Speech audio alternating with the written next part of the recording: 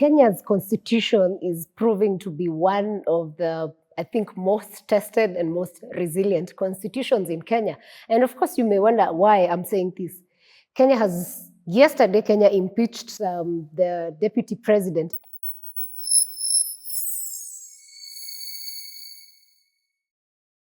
Professor Kithure Kindiki, and was, of course, nominated by President William Ruto early today.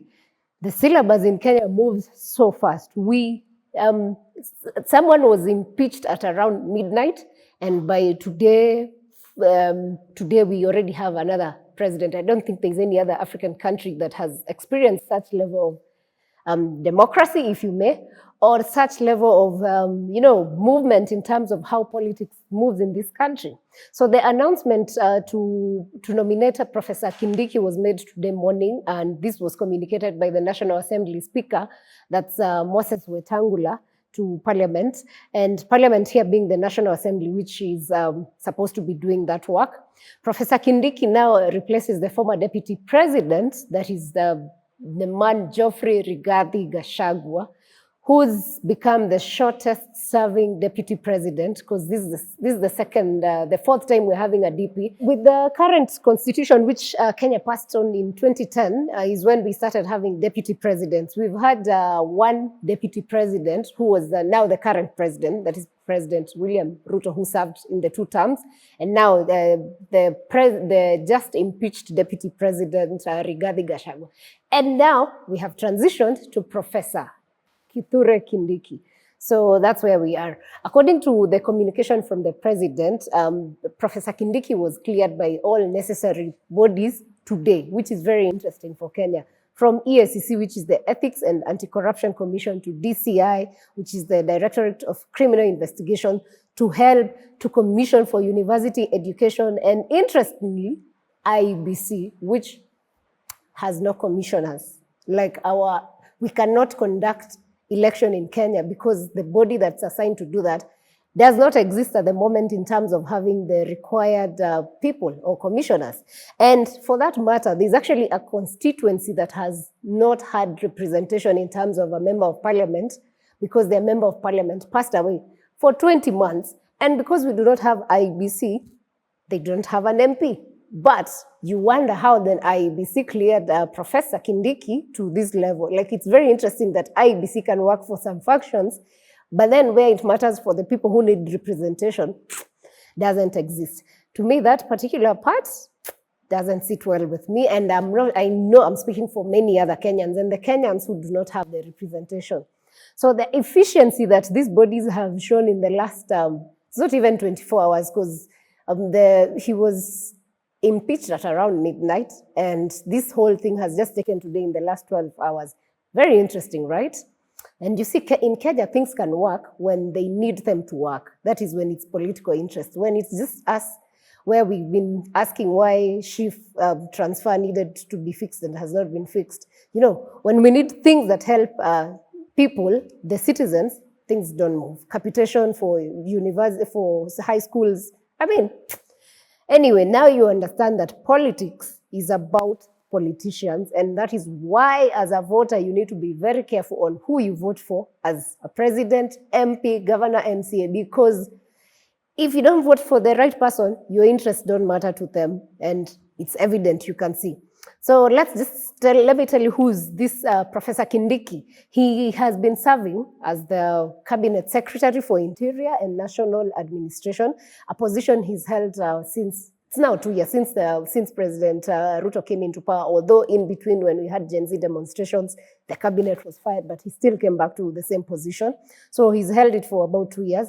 He was approved by the National Assembly today. And as per the constitution, actually, the National Assembly could vote within 60 days of the nomination, but they decided to move on with it today. And however, the constitution does not also specify a time frame for his appointment, like from when he was nominated to when he can be appointed. So now is when we are discovering that we're having so many constitutional moments, and our constitution is getting tested day by day. But it's interesting to see these things and to experience them, because now we know the extremes that we can take and what can happen. So that's where we are. Professor Kindiki entered public service in 2008 when he was appointed the Secretary for the National Cohesion and Reconciliation outfit by the late President Mwai Kibaki. But he resigned after 3 months, which is actually after 100 days, because he cited that there was no political will to resettle the victims of the post-election violence, the 2007 post-election violence that happened in Kenya. After the 2007 post-election violence, of course, we had people, and here in particular, we had the former government officials, president and the deputy president, that's President Uhuru Kenyatta, and by then, Deputy President William Ruto, who had to go to ICC because they were told they were behind this post-election violence. So when that happened, President Ruto nominated Kindiki to be part of his legal team. So this appointment is what brought Professor Kindiki into the limelight in terms of most Kenyans getting to know who the man was. And why President Ruto was facing ICC was for crimes against humanity, which is what was the issue back then. So now after he became this prominent, I think it was easier for him to transition, because then in 2013, he decided, you know what, let's join politics. And that's how he ended up transitioning to politics, and he successfully ran for the position of senator for Tharaka Nithi County. And he became a two-time senator, actually, because he served between 2013 and 2017. 2017 came again another election, since Kenya does elections after 5 years. He went, ran, and got the position again. So he served 2 terms as the senator for Tharaka Nithi. During his first term, he was also chosen to serve as the Senate's first majority leader in the bicameral parliament, which means we have the National Assembly and the Senate. So in the second term, he was actually now promoted to become the Deputy Speaker of the Senate. So he served in some senior positions in Senate, and I think that's where he built his career in terms of politics and, you know, his might. However, in 2020, as Kenyan politics is, the government that had a lot of tensions, and as tensions grew between President Uhuru Kenyatta and the current president now, who was by then the Deputy President William Ruto, Kithure Kindiki was impeached from his seat. So this story of impeachment is not new in Kenya. Even for Professor Kindiki, it's not new, because he went through that period.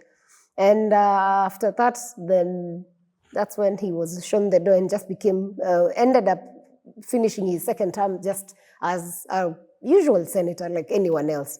So Kindiki has been praised by a lot of his supporters for the work he does and how he's performed. But however, this comes with a pinch of salt, and the law professor came under fire over alleged police brutality during the Gen Z protests that took part in Kenya in June. And Kindiki faced a lot of public anger when he defended the police abductions and police actions during the youth-led demonstrations, which saw at least 60 people killed. So for me, this is one time, I mean, I admire his style of leadership, but this is one thing that for me didn't sit well with me. You can't have so many young people killed and you go defend the police. I know it's your work as the CS, but that was quite inhumane, if you may ask me. But let's just see how he served. So he's also faced scrutiny over his 5.4 million wealth, which he insists comes from largely his law firm, because I think he's still a practicing lawyer, and other small businesses, and he didn't specify what businesses are those. Kindiki was born on 17th July 1972. That makes him 52 years. And he's an academic who's turned to become a political heavyweight.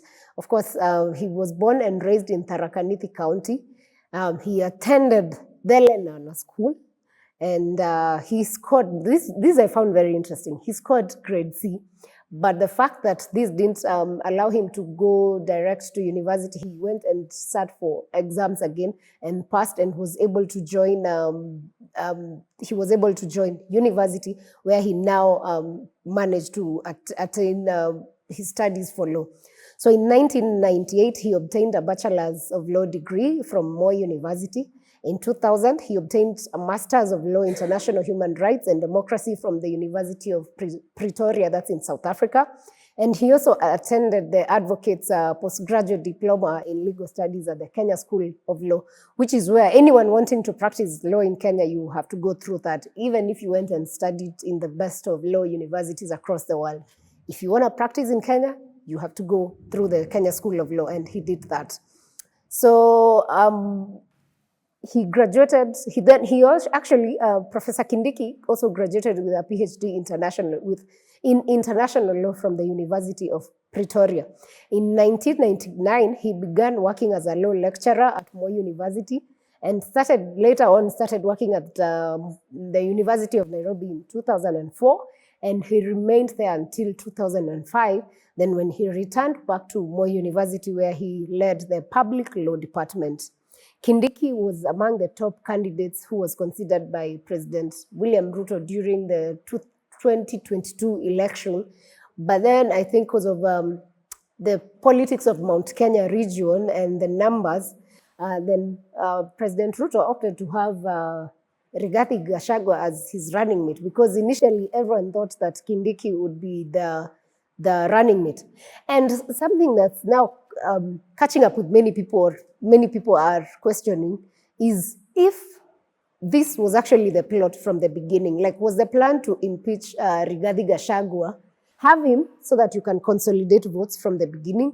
Once you do that, then you can chop him and bring in the man that you want to work with. I don't know, these are just theories that may be true or not true. And from the 411 desk, we wish Professor Kindiki all the best in his service to Kenya as the new deputy president, and to remind him that the oath you took or the oath you take during swearing in is not to punish anyone, is not to divide the country, but it's meant to serve the people and the country of Kenya.